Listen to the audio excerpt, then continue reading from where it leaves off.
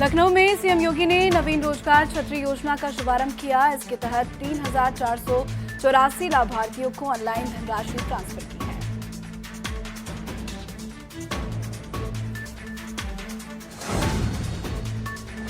अयोध्या में राम मंदिर निर्माण की आधारशिला रखने को लेकर राम जन्मभूमि तीर्थक्षेत्र ट्रस्ट की एक महत्वपूर्ण बैठक की जाएगी। ये बैठक आज सर्किट हाउस में दोपहर करीब 3 बजे शुरू होगी। बैठक में मंदिर निर्माण के शिलान्यास को लेकर मंथन होगा। माना जा रहा है कि इस बैठक के बाद ट्रस्ट शिलान्यास तिथि का ऐलान कर सकता है।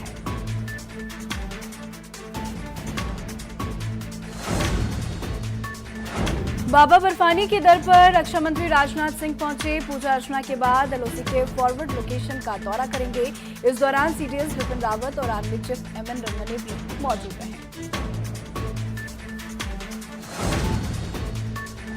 देश में हर दिन कोरोना की रफ्तार तेजी से बढ़ता ही जा रहा है। देश में कोरोना के 24 घंटे में 34,884 नए केस सामने आए हैं। 10,38,000 के पार की आंकड़ा पहुंच चुका है। अब तक 26,273 लोगों की मौत हो चुकी है। यूपी में 55 घंटे का मिनी लॉकडाउन लगा हुआ है। सभी सार्वजनिक स्थल को सैनिटाइजेशन के लिए सोमवार सुबह 5 बजे तक बंद रखा गया। आपको बता दें कि कोरोना को काबू करने के लिए यूपी सरकार ने हर हफ्ते 55 घंटे का लॉकडाउन घोषित किया है। अब यूपी में हर शनिवार और रविवार बाजार, दफ्तर और हाट बंद रहेंगे। यूपी में बढ़ते कोरोना के आंकड़ों ने प्रशासन की टेंशन बढ़ा दी है। पिछले 24 घंटे में 1,733 नए केस सामने आए हैं। प्रदेश में 45,000 के पार कोरोना संक्रमितों की संख्या हो चुकी है। अब तक 1,084 लोगों की मौत हो गई है।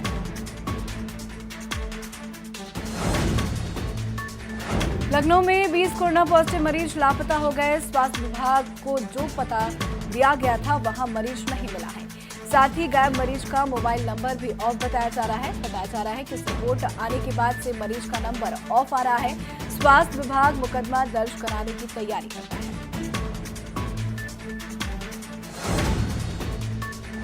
लखनऊ में स्वास्थ्य विभाग की बड़ी लापरवाही सामने आई है। 3 पुलिसकर्मी पॉजिटिव होने के बाद भी भर्ती नहीं कराए गए। आपको बता दें कि 3 दिन पहले ही पुलिसकर्मी की रिपोर्ट पॉजिटिव आई थी। बढ़ते कोरोना केस से स्वास्थ्य व्यवस्था चरमरा गई है। वहीं पुलिसकर्मी लगातार डॉक्टरों से संपर्क में है। स्वास्थ्य विभाग और जिला प्रशासन कई बार लापरवाही दिखा चुका है। यूपी में साप्ताहिक लॉकडाउन का असर गोरखपुर में देखने को मिल रहा है। बंदी के दौरान दुकानों को सैनिटाइज किया जा रहा है। सभी सार्वजनिक स्थलों को 2 दिनों तक अच्छी तरह से सैनिटाइज किया जाएगा।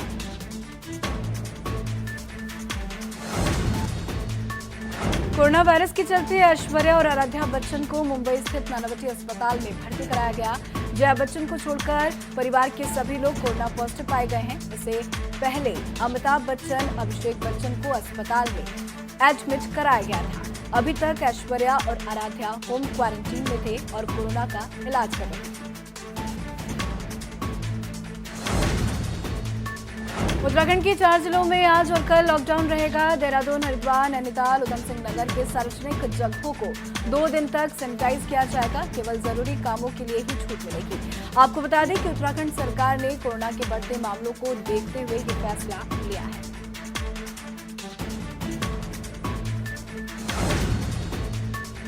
उत्तराखंड में कोरोना संक्रमण के मामले लगातार बढ़ते जा रहे हैं। मामले को बढ़ता देख अब स्वास्थ्य विभाग ने रैपिड एंटीजन किट का सहारा लेने का फैसला किया है। इस कड़ी में न केवल मैदानी जिलों को बल्कि पहाड़ी जिलों में भी स्वास्थ्य विभाग ये किट भेज रहा है। दरअसल एकाएक कोरोना मामला लगातार बढ़ने से प्रशासन की चिंताएं जो है बढ़ गई है। सचिवालय में मुख्यमंत्री त्रिवेंद्र सिंह रावत की अध्यक्षता में कोरोना और डेंगू को लेकर समीक्षा बैठक का आयोजन किया गया। बैठक में कोरोना के मौजूदा हालात पर चर्चा की गई। बैठक से पहले सचिवालय परिसर को पूरी तरह से सैनिटाइज किया गया। वहीं डेंगू की रोकथाम को लेकर डीजी हेल्थ का कहना है कि स्वास्थ्य विभाग लगातार बेहतर काम कर रहा है।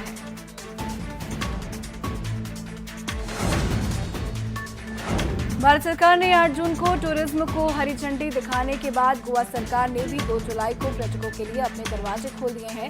लेकिन 2 जुलाई से लेकर अभी तक 7% होटलों की बुकिंग हुई है। यहां टूरिस्टों का आना शुरू हो गया है। वो निजी वाहन या प्राइवेट जेट से ही आ रहे हैं। हालांकि जब तक ट्रेन और पूरी तरह से फ्लाइट्स नहीं चलती हैं, तब तक आम पर्यटक यहां नहीं पहुंच सकेंगे।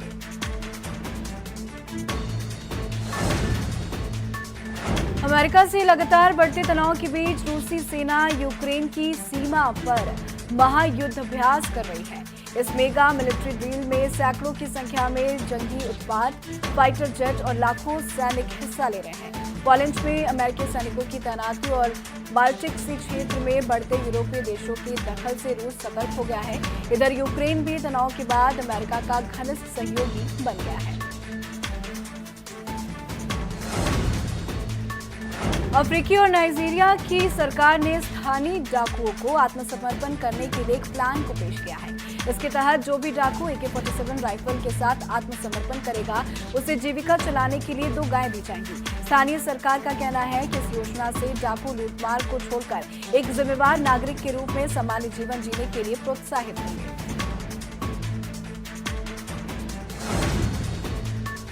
चीन ने अपने प्रथम मंगल अभियान के तहत एक रोवर भेजने के लिए अपनी तैयारी जारी रखी है और इसके लिए लॉन्ग मार्च 5 रॉकेट को स्थल पर ले जाया गया। यानवेन-1 नाम से चीन का ये मंगल अभियान लाल ग्रह के लिए आगामी 3 अभियानों में से एक है, जिनमें से एक अमेरिका का और एक संयुक्त अरब अमीरात का मिशन है।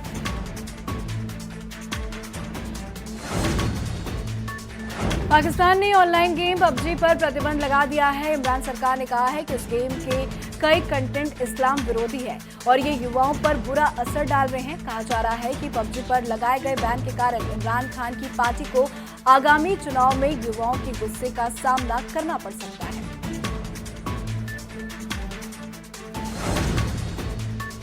जम्मू कश्मीर के शोपियां में मुठभेड़ में 4 आतंकी मारे गए। एक आतंकी घर में छिपा हुआ मिला। सेना ने पूरे गांव की घेराबंदी कर रखी है। जम्मू कश्मीर में जारी है ऑपरेशन ऑल आउट में कल 2 अलग अलग एनकाउंटर में 4 आतंकियों का सफाया किया गया। बता दें कि आतंकियों के पास से सेना को हथियार भी मिले हैं।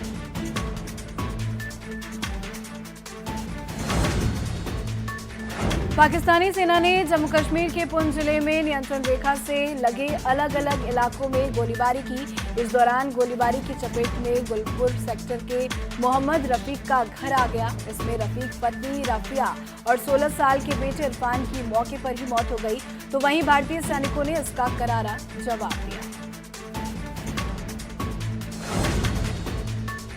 कश्मीर में आतंक के खिलाफ सेना ने ऑपरेशन से बौखलाए आतंकी अमरनाथ यात्रा को निशाना बना सकते हैं। आतंकी कश्मीर में हाईवे नंबर 44 पर अमरनाथ यात्रा पर हमले की साजिश कर सकते हैं। हालांकि आतंकियों की ये नापाक साजिश कभी कामयाब नहीं होगी, क्योंकि सेना और सुरक्षा बल अलर्ट पर है। बाबा बर्फानी के भक्त 21 जुलाई से पूरे जोश के साथ पवित्र गुफा के दर्शन करेंगे। मेरठ में पुलिस और बदमाशों के बीच मुठभेड़ हो गई। दरअसल 4 अलग अलग जगहों पर मुठभेड़ हुई है। मुठभेड़ में 6 बदमाश घायल हो गए। सभी बदमाशों को अस्पताल में भर्ती कराया गया है।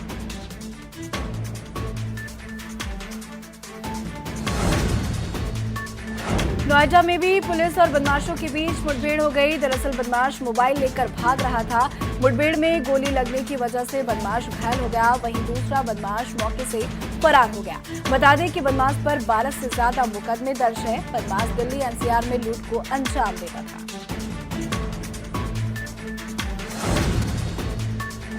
यूपी में ऑपरेशन क्लीन के तहत अंबेडकर नगर में भी पुलिस और बदमाशों के बीच मुठभेड़ हो गई। मुठभेड़ में पुलिस ने 2 मांस तस्करों को गिरफ्तार कर लिया है। तस्करों के पास से सैकड़ों क्विंटल प्रतिबंधित मांस बरामद किया गया। फिलहाल पुलिस दोनों बदमाशों के खिलाफ आगे की कार्रवाई तेज कर दी है।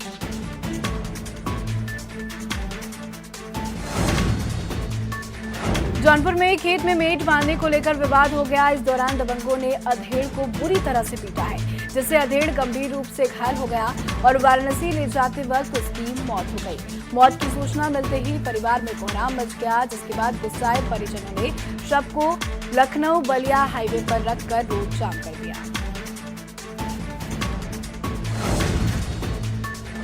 बदायूं में 14 जुलाई को हुई हत्याकांड का पुलिस ने खुलासा कर दिया है। दरअसल हत्या करने वाला कोई और नहीं बल्कि मृतक का भाई है। बता दें कि हत्या केवल 18,000 के लिए की गई थी। फिलहाल पुलिस हत्यारों को गिरफ्तार करके जेल भेज चुकी है। साथ ही आरोपी के पास से तमंचा और मौके से गायब मोबाइल भी बरामद कर चुकी है। कासगंज में एक महिला का शव घर में लहूलुहान स्थिति में पड़ा हुआ मिला है। महिला का शव मिलने के बाद लोगों में सनसनी फैल गई। वहीं महिला के बेटों ने पिता पर हत्या करने का आरोप लगाया है। मौके पर पहुंची पुलिस ने महिला का शव पोस्टमार्टम के लिए भेज दिया है। वहीं पुलिस ने महिला के पति पर मामला दर्ज करके तलाश शुरू कर दी है। जालौन की बड़ागांव के बाहर बने कुएं में एक अज्ञात युवक का शव पड़ा मिला। युवक का शव मिलने के बाद ग्रामीणों में हड़कंप मच गया। ग्रामीणों की सूचना पर घटनास्थल पर पहुंची पुलिस ने शव को कुएं में लेकर बाहर निकाला। फिलहाल पुलिस मृतक युवक की शिनाख्त करने में जुट गई है।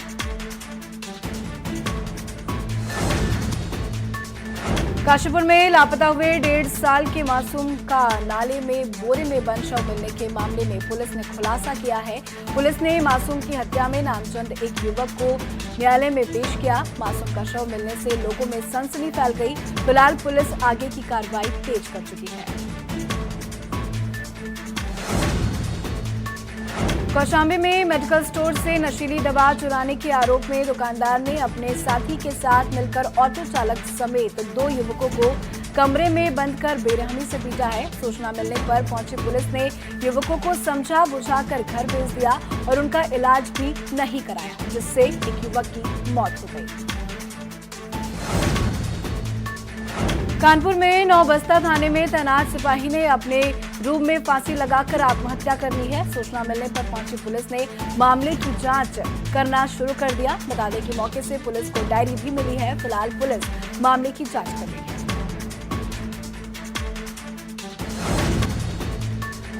लखनऊ में मां बेटी के आत्मदाह के मामले में जामू थाना प्रभारी समेत 4 पुलिसकर्मी निलंबित कर दिए गए। साथ ही डीएम एसपी ने गांव पहुंचकर मामले की जानकारी ली है। दरअसल पड़ोसी से नाली को लेकर विवाद हुआ था। एफआईआर के बाद भी दबंगों ने मारपीट की थी। दबंगों के खिलाफ पुलिस ने कोई कार्रवाई नहीं की थी। उसके बाद मां बेटी ने लोक भवन के सामने आत्मदाह कर लिया था। अमेठी की घटना पर सियासत भी तेज हो गई है। बीएसपी अध्यक्ष मायावती ने इस मामले पर ट्वीट करते हुए लिखा कि जमीन विवाद प्रकरण में अमेठी जिला प्रशासन से न्याय न मिलने पर मां बेटी को लखनऊ में सीएम कार्यालय के सामने आत्मदाह करने को मजबूर होना पड़ा। यूपी सरकार इस घटना को गंभीरता से ले और पीड़ित को न्याय दे। हरदोई में एक बार फिर मानवता को शर्मसार करने वाली घटना सामने आई है। यहाँ एक ग्राम प्रधान पर नाबालिग के साथ दुष्कर्म करने का आरोप लगा है। पीड़ित का आरोप है कि जब वो शौच के लिए जा रही थी, उसी दौरान उसके साथ दरिंदगी भरी घटना को अंजाम दिया गया।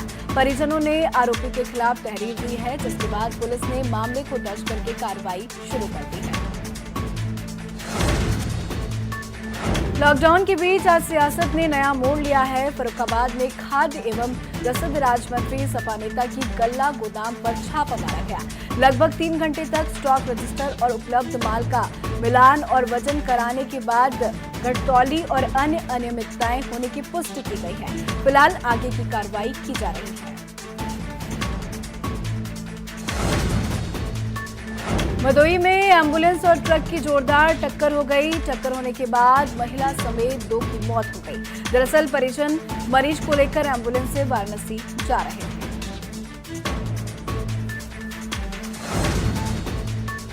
नोएडा में खड़ी कार में अचानक आग लग गई। देखते ही देखते आग चंद मिनटों में जलकर खाक हो गई। ड्राइवर ने कुछ देर पहले ही कार को पार्क किया था। बताया जा रहा है कि स्पॉटिंग के चलते कार में आग लगी है।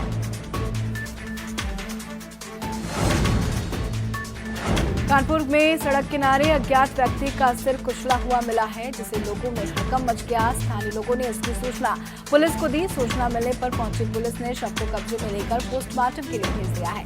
फिलहाल पुलिस मामले की जांच कर रही है। बरेली में टिड्डी दल ने कई इलाकों में दस्तक दे दी है। किसानों की फसल पर टिड्डियों ने हमला बोल दिया है, जिसके बाद किसानों ने थाली बजाकर भगाने में जुट गए। वहीं प्रशासन ने भी करीमगंज गांव में दवाइयों का छिड़काव भी करना शुरू कर दिया। यूपी के कई जिले बाढ़ से प्रभावित है। कई जिलों में नदियां खतरे के निशान से ऊपर बह रही है। बस्ती, सीतापुर, बहराइच में बाढ़ से स्थिति खराब है। गोंडा, सिद्धार्थनगर, महाराजगंज के कई गांवों में बाढ़ अपना रौद्र रूप दिखा रही है। वहीं कुशीनगर, देवरिया, गोरखपुर में बाढ़ ने तांडव मचा रखा है। आपको बता दें कि बाढ़ से सैकड़ों बीघा फसल बर्बाद हो चुकी है। वाराणसी में गंगा का लगातार जलस्तर बढ़ता ही जा रहा है, जिसकी वजह से घाटों की सीढ़ियां डूबती जा रही है। इससे अंदाजा लगाया जा सकता है कि बाढ़ की स्थिति क्या कुछ बनी हुई है। पिछले 5 महीने से पहले ही पंडा, पुरोहित और स्थानीय नागरिक आर्थिक संकट से जूझ रहे हैं।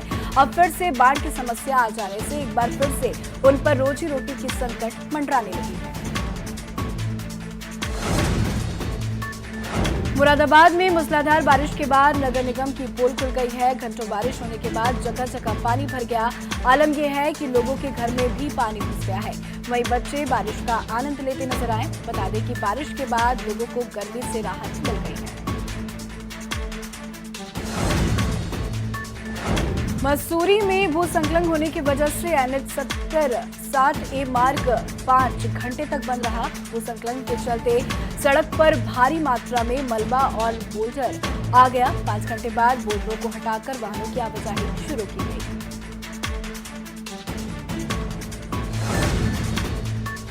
उत्तराखंड में बारिश का कहर लगातार जारी है। पिथौरागढ़, मसूरी में बारिश से तबाही देखने को मिल रही है। वहीं धनौल्टी, मुनस्यारी में बोल्डर गिरे हैं। रांधी, बसंतकोट, ग्वाधार और धापा में बारिश ने तबाही मचा रखी है। 12 से ज्यादा घरों में मलबा घुस चुका है। खतरे की जद में कई घर भी आ चुके हैं। बद्रीनाथ राष्ट्रीय राजमार्ग पर पहाड़ से बोल्डर गिरने के कारण 2 जगह बाधित हो गया, जिसके चलते सड़क के दोनों तरफ सैकड़ों वाहन फंसे रहे। पहाड़ों से बोल्डर गिरने के कारण ऋषिकेश बद्रीनाथ हाईवे कोड़ियाल से आगे और 3 धारा के समीप बंद हो गए। दरअसल पर्वतीय क्षेत्रों में बरसात के कारण आए दिन सड़कों पर बोल्डर आ जाते हैं, जिस कारण मार्ग जो है बंद हो जाता है। उत्तरकाशी में रात को हुई बारिश के बाद धारा मंडल इलाके से मुख्यालय का कनेक्शन कट गया। दरअसल नदी के तेज बहाव में सड़क बह गई। वहीं पानी के बीचों बीच गाड़ी फंस गई। कड़ी मशक्कत के बाद गाड़ी में सवार लोगों को बचाया गया। नदी का जलस्तर बढ़ने से यमुनोत्री हाईवे कई जगहों पर बंद कर दिया गया। फिलहाल रास्ते को खोलने का काम जारी है।